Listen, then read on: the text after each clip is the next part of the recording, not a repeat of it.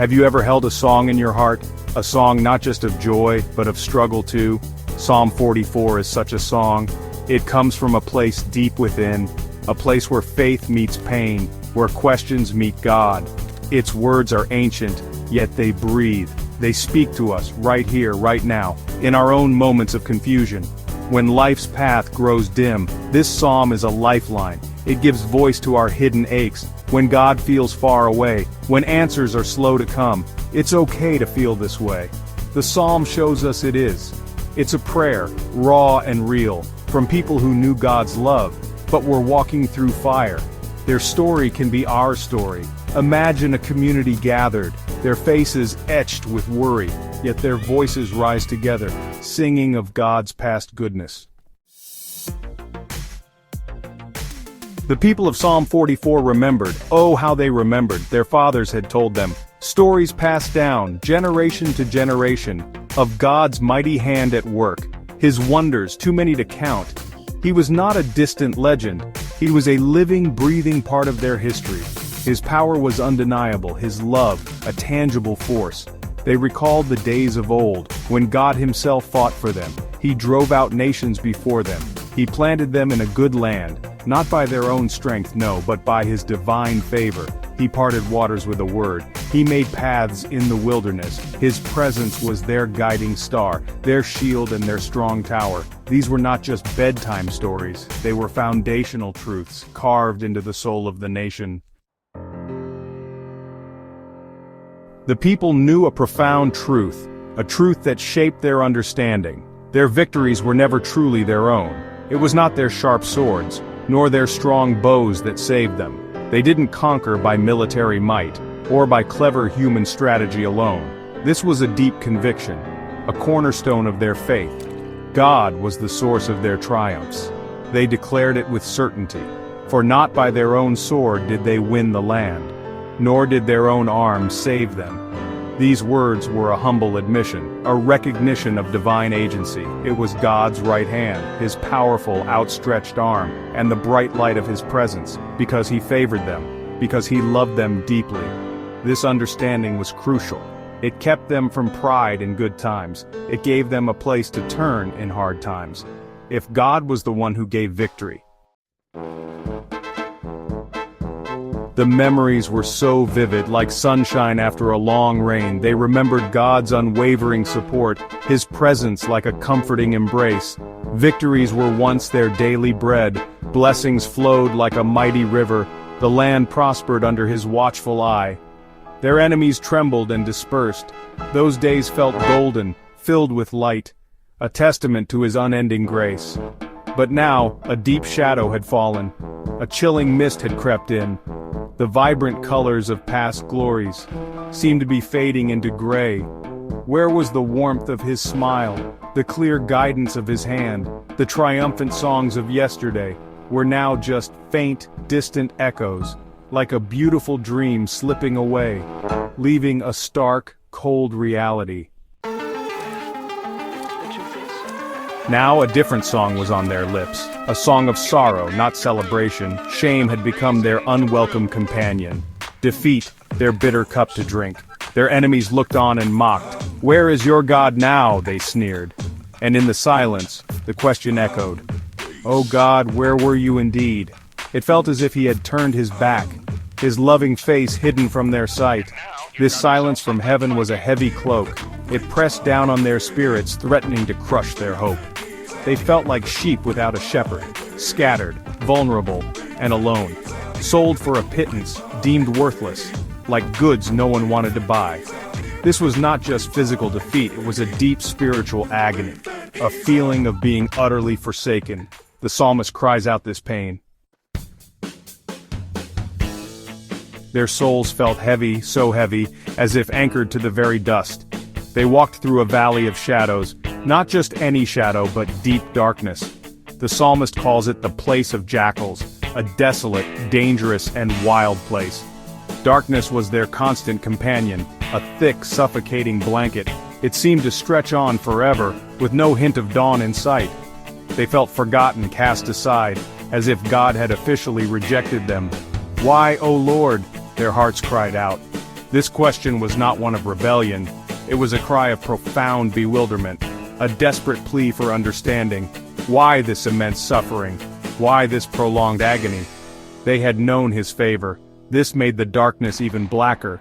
The words paint a stark picture. And here, in the midst of such pain, a remarkable truth shines through. It is a truth that transcends the immediate suffering and speaks to the enduring spirit of those who hold fast to their beliefs. A testament to enduring faith, a faith that does not waver even when the world around them crumbles. Their hearts, though aching, did not turn away. They found strength in unity and solace in shared sorrow. Their weary feet did not stray from his path. This is truly astonishing, a testament to their unwavering commitment. They had not forgotten their God, nor had they been false to his covenant. The sacred texts remained their guiding light. Despite everything they were facing, their loyalty to him remained. Their faith was a fortress against the storm. Think about that for a moment. Reflect on the depth of their conviction and the strength it took to hold on. They felt rejected, shamed, defeated. The weight of their trials was immense. God seemed silent, distant, even angry. The heavens offered no comfort, only a heavy silence. It would have been easy to give up, to say this covenant is broken, to seek other gods, other solutions. But they did not. They held on with a fierce determination. Their faith, though severely tested, was like a stubborn, glowing ember, refusing to be snuffed out by the darkness. It was a light in the deepest night. Though you have crushed us in the place of jackals and covered us with the shadow of death, we have not forgotten your name or stretched out our hands to a foreign god. Their resolve was unbreakable. These are powerful words of integrity, spoken from a place of deep conviction. They resonate with a timeless truth. Their suffering was not a result of their unfaithfulness to him. It was a trial, a test of their steadfastness. This made their situation even more baffling. Yet in their confusion they did not lose hope. So, from this place of pain and loyalty, their voices rose in a heartfelt plea. It was not a polite, timid request. It was a cry from the depths of their souls, filled with anguish, yet also with trust. Remember us, O God, they implored. Do not forsake us completely, forever. Their words were like arrows, shot into the vast, silent heavens, hoping to pierce the veil of silence. This was not a cry of anger, though frustration was surely present. It was the cry of a child, lost and afraid in the dark, calling out for a loving father. They were appealing to his memory, to the relationship they once cherished, to the promises he had made. Their plea was raw, honest, and urgent, born from hearts that still believed. They laid bare their suffering. Why do you hide your face? Why do you forget our affliction and oppression? These were not accusations, they were desperate questions from those who felt utterly overwhelmed. Their prayer then takes a bold turn, a startling, almost shocking address. It is a cry that pierces the silence, a plea that echoes through the ages. "Awake, Lord," they cried out. Their voices were filled with a mixture of hope and despair, a desperate longing for divine intervention. Why do you sleep?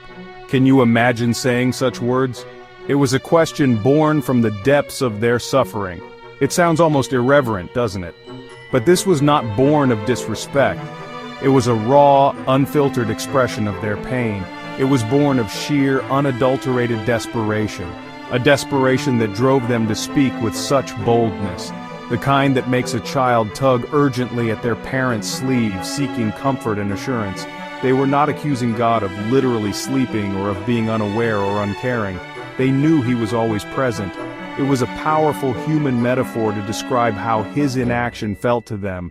It was as if he was distant, unreachable. He seemed unresponsive, still, while their world was falling apart.